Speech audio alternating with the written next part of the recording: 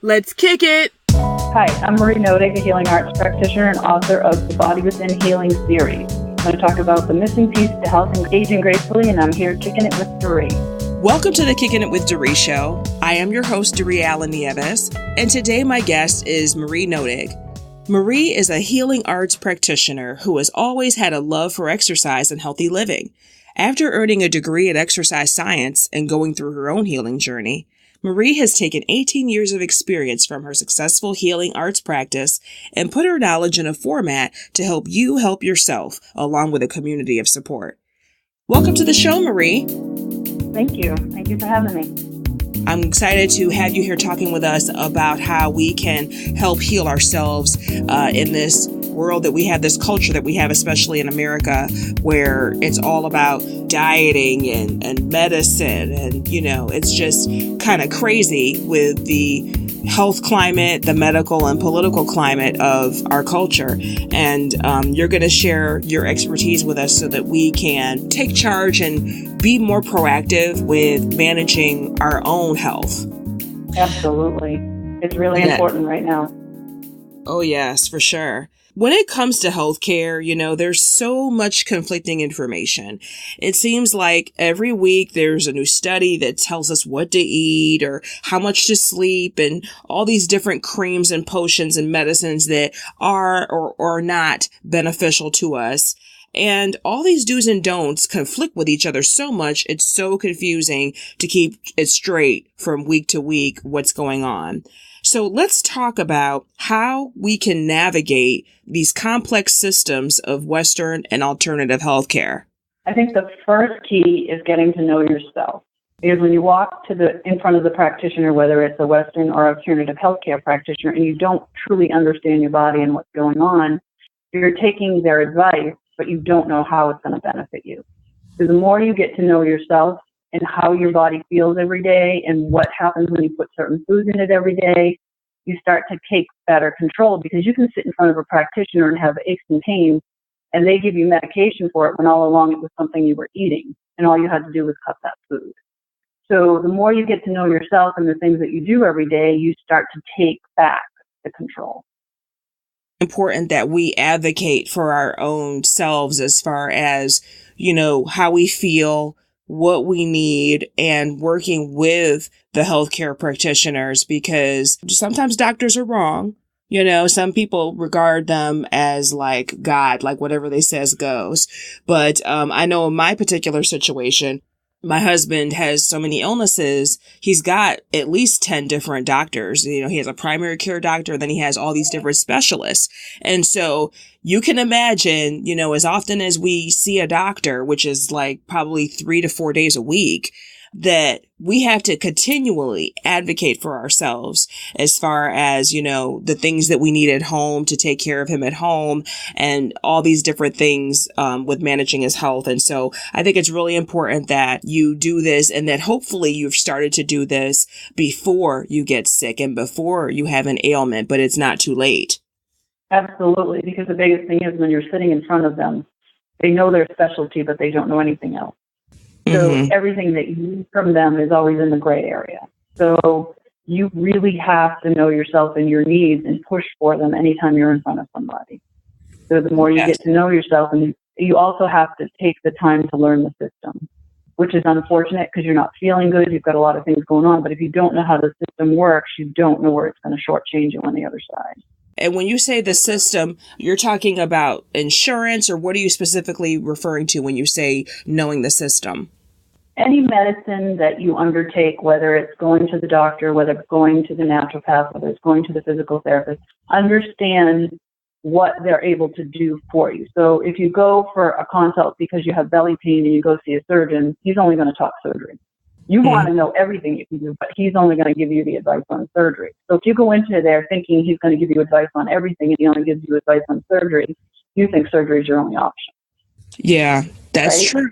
So yeah, it's frustrating because you don't know that they're so narrow in their scope. So again, you go to physical therapy for your shoulder, they're only going to look at your shoulder even if your back's causing your shoulder pain. So you have to understand that your back really hurts and you have some inkling that it's coming from your back, but they're not going to go there unless you advocate for yourself and show them that this, I think it's attached here and my back's pulling on my shoulder. So you have to understand the scope of the practitioner before you even walk through the door. Otherwise, you can't advocate for yourself because you have this ongoing dialogue in your head that they're going to find what's wrong with me and help me. Mm-hmm. Yeah, I agree. But they have a very narrow scope of their knowledge. And it's the same with the alternative practitioner. They have a narrow scope of their knowledge too. So when you go somewhere, you're at the mercy of their narrow scope. So you have to know what they're going to do for you before you walk through the door. Yes. Tell us, Marie, a little bit about your specialty and your scope. I'm like I said, a healing arts practitioner. My background is exercise science. I do more I do a lot of energy work and I do medical intuitive work. I had my own problems with medicine. I had paralyzed muscles in my shoulder. I had a lot of C-section scarring from having my kids, and I had lost my right side. And I was like you, going from doctor to doctor, and there was no help. So I was losing function of my body very quickly. So then I had to start learning a little bit of alternative means, along with the Western means, along with my exercise biz, along with trying to pack a nutrition piece in it, and I got so overwhelmed. And then I met this physical therapist who did integrated medicine, which was just another scope that I could learn, and she added the energy piece to it. And I had put so much time and energy into my body, I started realizing that I could read what my body needed every day. And as soon as I started putting that piece into the puzzle, everything started to open up. And then now I work on clients and I can read their bodies and help them read their bodies to understand more what they need for themselves. And it opens up their scope of working with medicine as well. And that's why I call it the body within, because there's a piece of you inside that has all your answers. We just don't know how to listen to it. So when we're sitting in front of that doctor or that naturopath and they say something, we'll know whether it's right or wrong for us if we can really start to listen to what we need. Really interesting. That's a really great point. Yes, Marie is the author of book series called The Body Within Healing. And that's what she's referring to there. Her website is bodywithinhealing.net. And so we're going to talk about that a little bit more in a few minutes. But I want to get back to some other things that we need to uncover because we're educating everyone here that's listening. With regard to nutrition, how would you say that people are falling into a category of supplement addiction where they're overloading on supplements? Because we read these articles and we think that our body needs them, and then we give them to our body. But you have to understand the body is naturally designed to take nutrition and utilize it for our healing. So if you eat a piece of broccoli, your body's going to make natural enzymes to digest that broccoli, break it down, and then take all those nutrition pieces and then utilize it for your bones, your tissue, your skin, whatever it needs.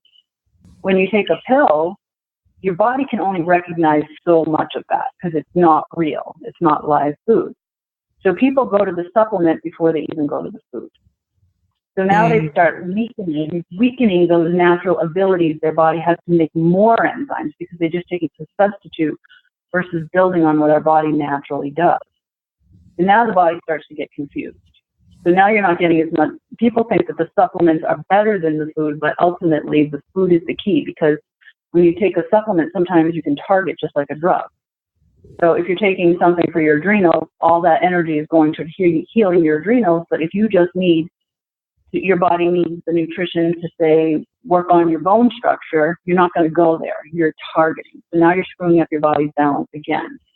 So what I believe people need to do is balance their nutrition first, see how they feel on that, and then if that doesn't work, add the supplementation on top of that. Never use the supplementation first until you've addressed the basics, because the body will always respond better to the basics, because if you take the time to balance your nutrition, then you're taking the time to listen to your body, because you know if it makes you feel better or not. So now you're paying attention to your body. And now you're connecting more with that body within, and now it's talking to you more. Nobody wants to take the time to listen. They just want the quick fix. But the fix for healing gracefully and getting out of your chronic situations and your illness is to listen. Whether we like it or not, we have to start taking that step back and come home.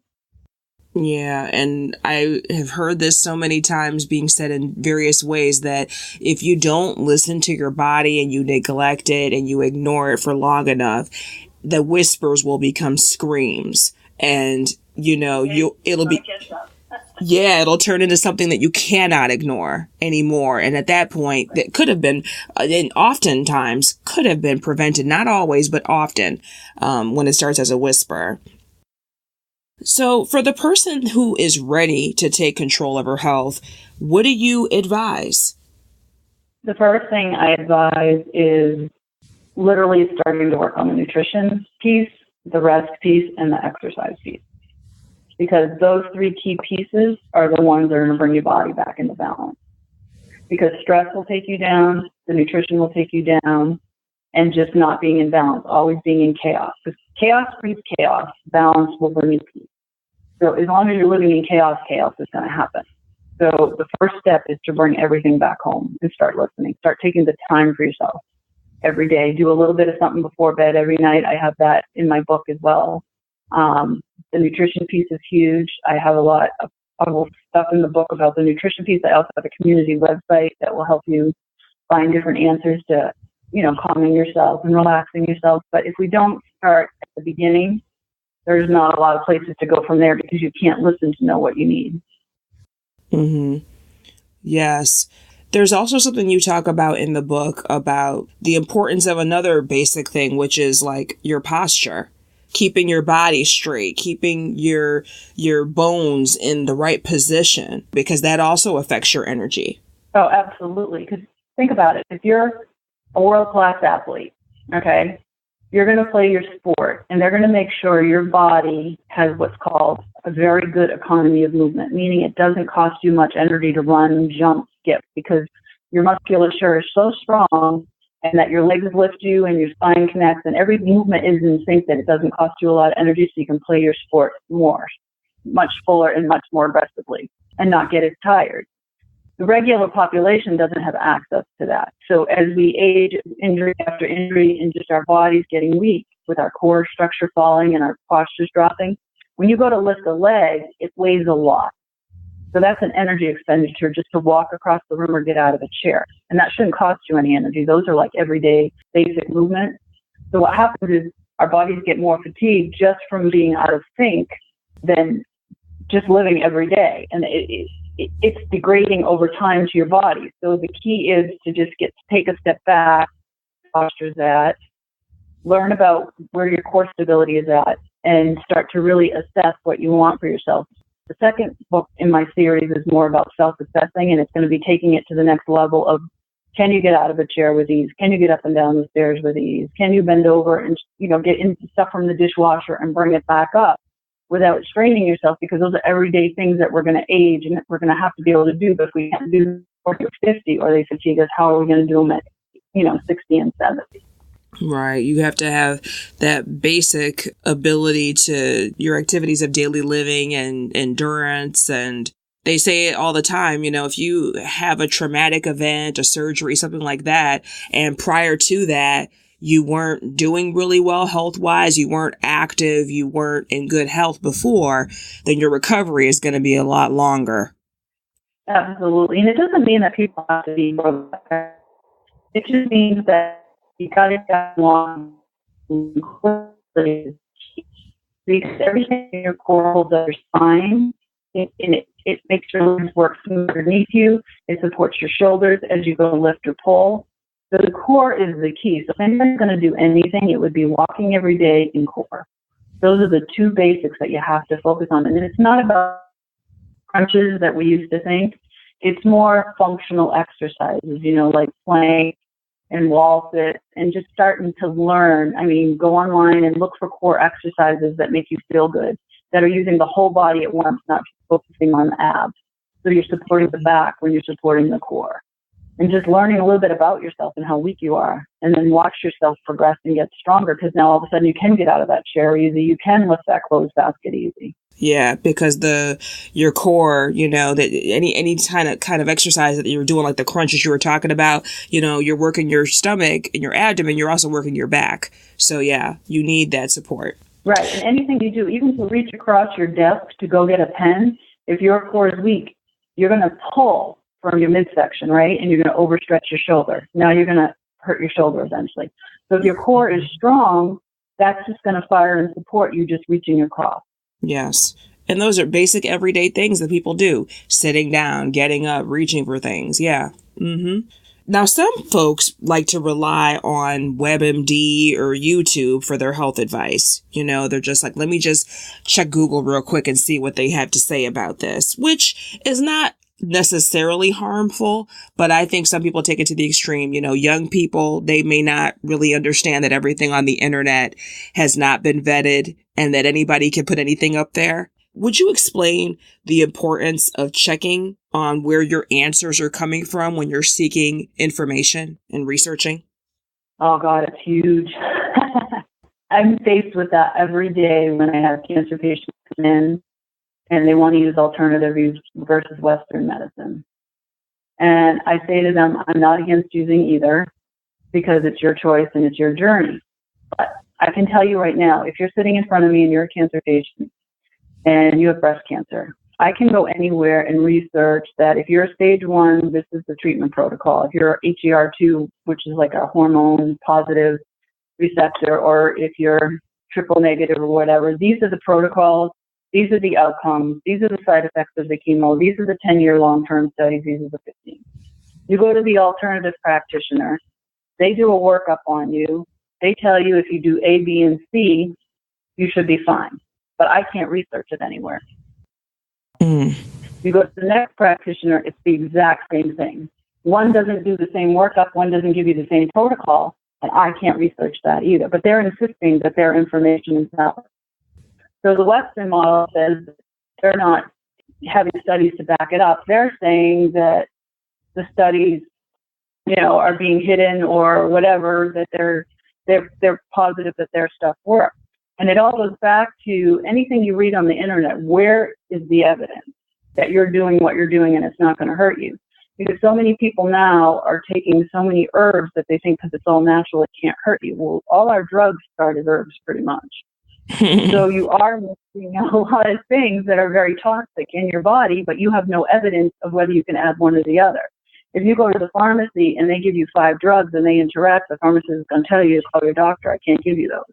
You take 5 herbs, nobody's going to tell you if you're frying your liver or not. Yeah. Nobody's going to give you evidence. So you have to be really, really careful.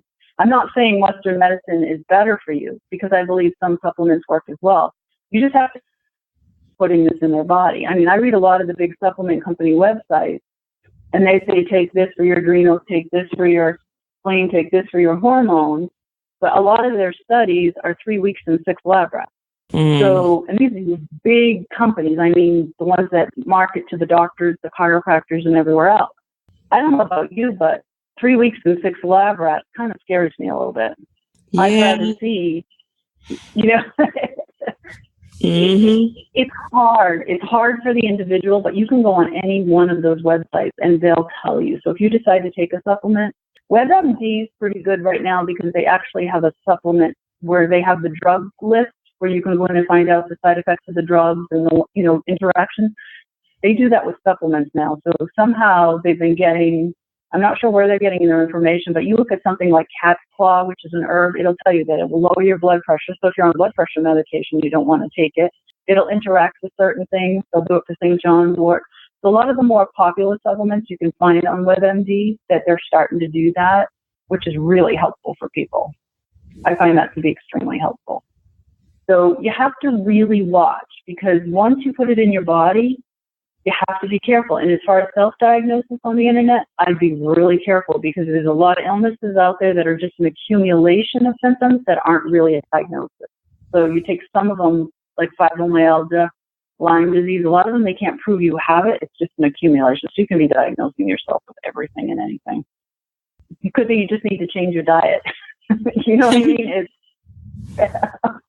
So you got to go back home and listen.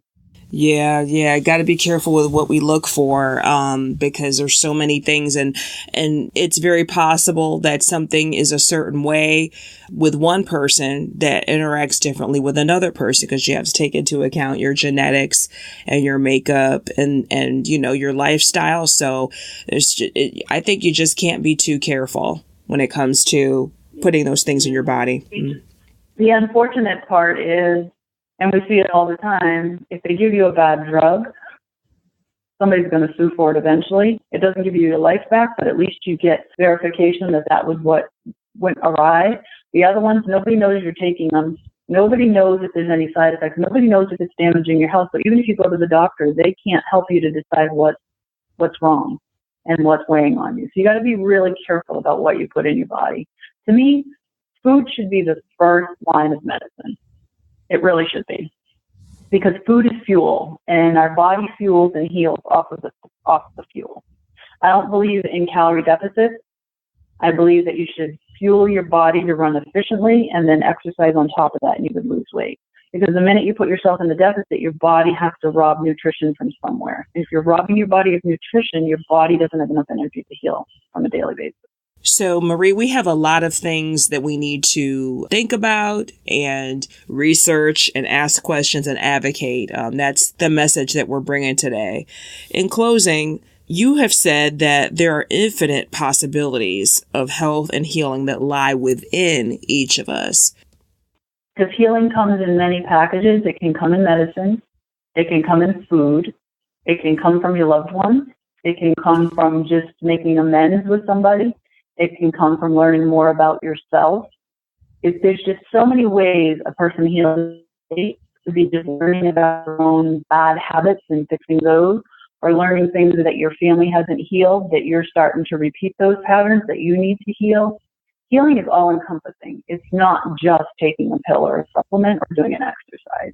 It's the core of who we are and how much we're responsible for it. So it's infinite in all the ways you can pick apart your healing. And that's what I talk about in my book. It's about seeing the world in different eyes versus seeing it so narrow. And once you can see it more open, you can see everything around you that's probably bringing you down every day. So again, this is Marie Knoetig. She is the author of The Missing Piece to Health and Aging Gracefully, and she is a healing arts practitioner and intuitive energy healer. I'm so grateful that you came today. Before we go, can you let people know where they can reach you? You can go on marieknoetig.com, MaRieknoetig.com, and most of my stuff is right on that website. Great. We will be linking her website in the show notes, as well as her link to her book and her Facebook, where you are able to discuss the points of the book and this podcast there. Thanks again so much, Marie, for joining us today. And thank you for having me. Thank you for listening and for kicking it with me. Please subscribe and leave a rating or review for this show and episode. Kicking It with Daree is brought to you by DAREE. That stands for Delivering a Rich, Empowering Experience. Connect, interact, and talk about this episode with me on Facebook or Twitter /Daree Allen.